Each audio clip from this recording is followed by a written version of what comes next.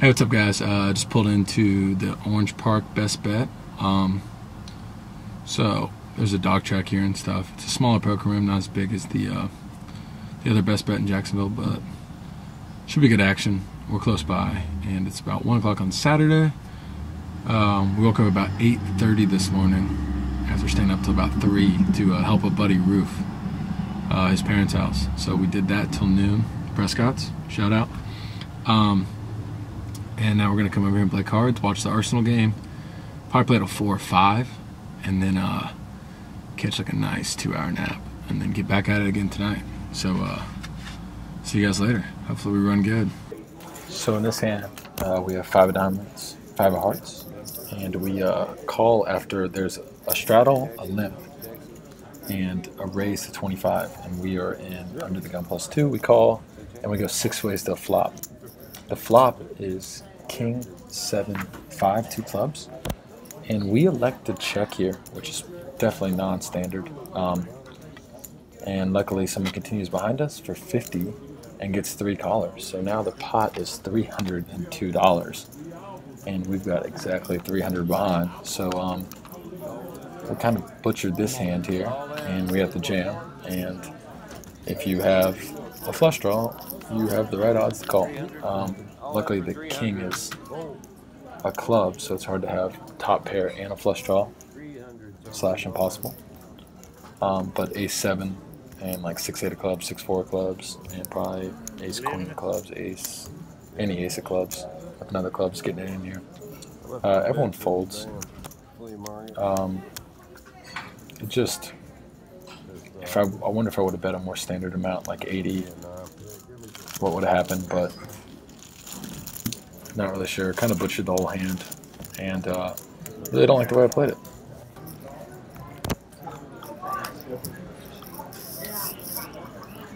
So in this hand we look down at pocket 7s from the hijack.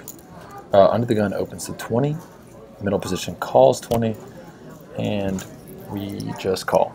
Everyone else folds, so we go 3 ways to a flop. We're obviously set mining here, or looking for a very low flop. The board rolls out 7-4 deuce, so top set. Top set makes poker a very easy game. And under the gun continues for 35. We think he's a competent player. Just his bet sizes have told a pretty solid story. So We just believe that he kind of knows what he's doing, so he's going to continue here. So we don't want to scare anyone off, so we just call, and the turn rolls out a queen of spades, and he fires 100. He gets his chips out there pretty far, and in a kind of a small stakes 2-5 game, it's a pretty big bet. So we think he's kind of going with the hand, being 325 effective. So we take a second, we go all in, and he snaps us off. So it's exactly what we wanted. The board rolls out 10 of diamonds. We show. He takes one last look at his cards and then mucks.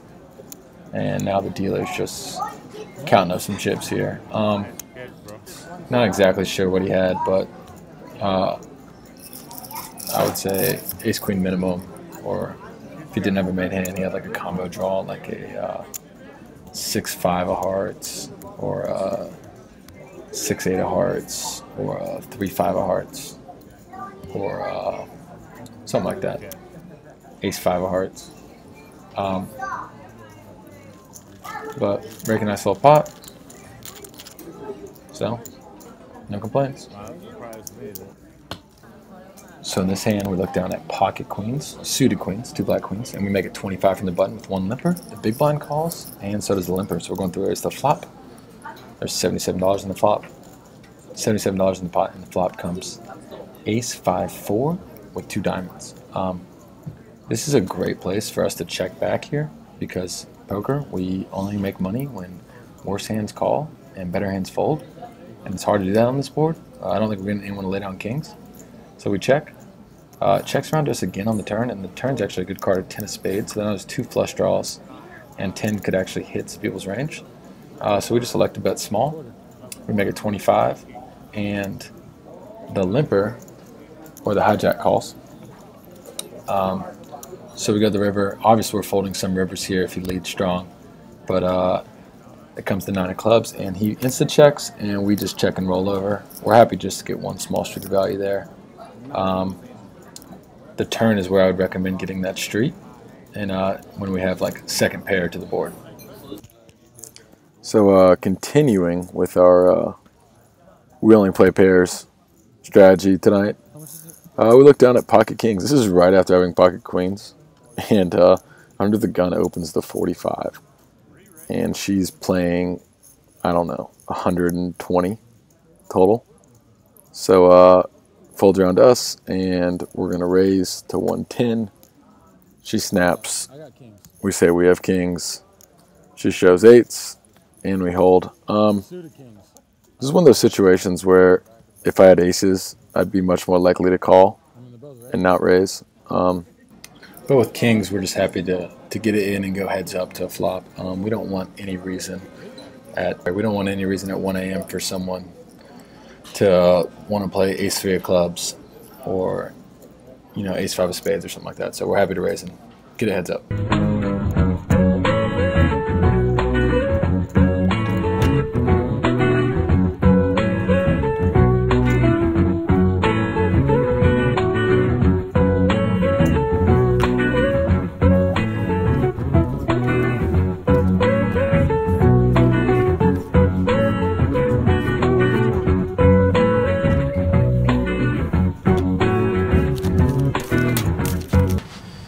So just getting back to the camper. It's currently 1:17 a.m. So 5 hours of sleep, 4 hours of roofing, quick shower and lunch courtesy of the Prescotts. Then got up here and played for almost 10 hours. Pretty exhausted. That being said, had a nice little W up here at the Orange Park Best Bet. So record a lot of hands. Hopefully some are kind of interesting. Honestly, it's live poker, so it's so by the book a lot of the time. So my phone's ringing, so I don't have a light anymore. But it's pretty funny. Sorry. So tomorrow, might get a little cards in. Not really jumping to, man. It's just been such a grind. It's been such a grind, honestly. Don't play cards, y'all. Don't play cards. It's so boring. Oh, it's so boring playing smart cards. That's really my advice, man. Like, if you really love it, do it. To me, it's completely a means to be able to travel. I'm rambling. But tomorrow the plan is to meet up with Jim Prescott, who I was helping with the roof in the house. And we're gonna go check out my buddy Nick, who you guys will meet in the St Augustine segment. He's actually competing in a craft cocktail competition down at a bar called Sidecar in downtown Jackson. Woo woo. That's a weird sound. I don't know what I'm doing. A little drunk. A little trying to get a little personality in these videos. Honestly, like, I feel so camera shy. So hopefully Nick does well. Sending good vibes your way, brother. And I think we're gonna try to get a round of disc golf in. So pretty excited about that. A little hippie golf for y'all. But cool.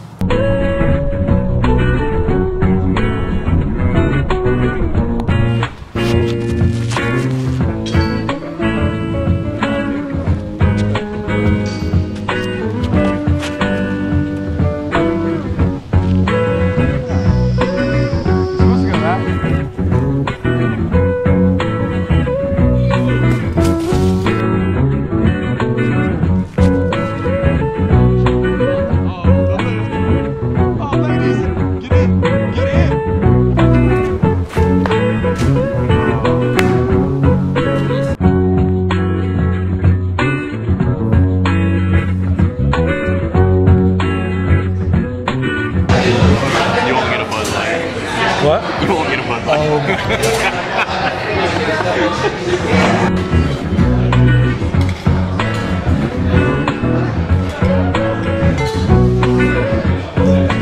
Been bartending 1.5 years. His favorite color is blue also, but not like this guy.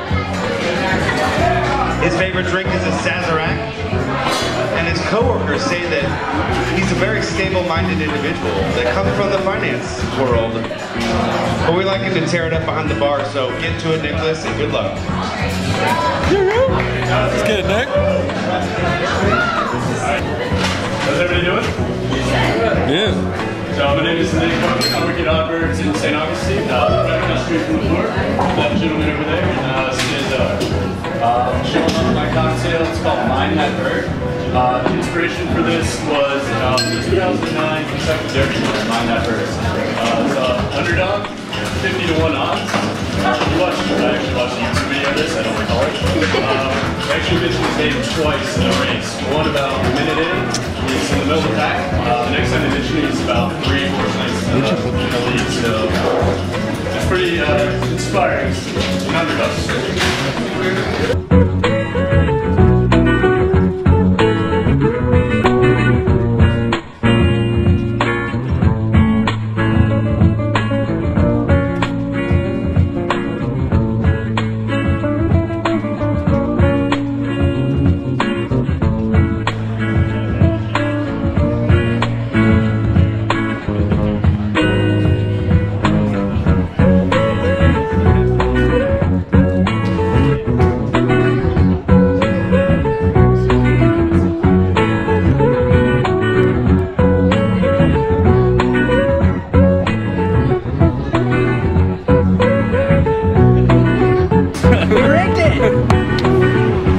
Speech, Nick. Are you recording or are you taking? Always recording. Always recording. What'd you guys catch out there today? Get like 10 trout left. Yeah. Nice. I didn't realize this is brackish. Yeah. Close it. Well, you always catch that, right, bro? Best catch it in it.